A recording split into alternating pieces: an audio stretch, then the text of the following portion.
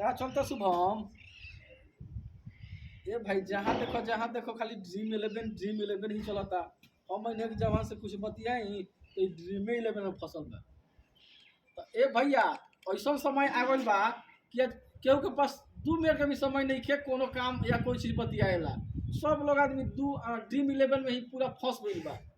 तो हम लोग से दू शब्द कहे के चाहते नहीं कि आईपीएल के सीजन आइल बा आ 2 करोड़ के चक्कर में सभे लोग पागल आइल बा। आवे का तो कोनो ठीक नहीं खे लेकिन घरहू से घुस गइल बा।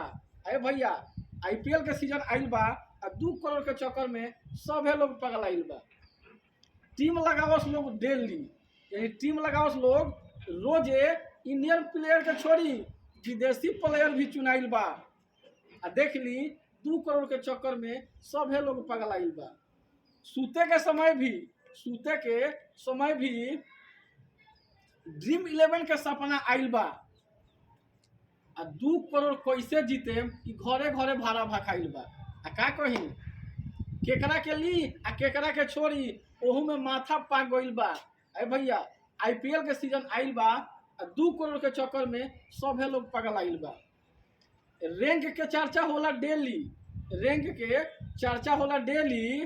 तोहरा कुछ भेटाइल बा तो हमारा के छोड़ फलानवा के बड़का माल भेटाइल बा। आ का कही 2 करोड़ के चक्कर में सभे लोग पागल आइल बा।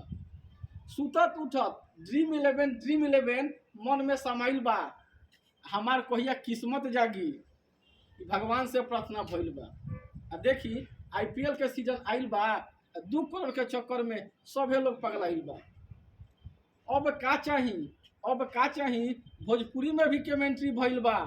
जेकरा ना समझ में आवत रहल ओकरो समझ में आइल बा। 2 करोड़ के चक्कर में सभे लोग पागल आइल बा। इंग्लिश में दिस डेट करस अपनो नाम भुलाइल बा। विदेशी प्लेयर के देखी मुँहे पर नाम आइल बा। और वो सब का कही आईपीएल के सीजन आइल बा 2 करोड़ के चक्कर में सभे लोग पागल आइल बा। तो जहाँ देखी सब लोग पूरा ड्रीम इलेवन ही करता।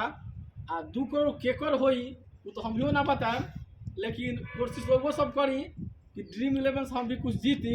आ जीतम कि ना और जीते तो जरूर बताएं कि कितना जीतनी है। धन्यवाद।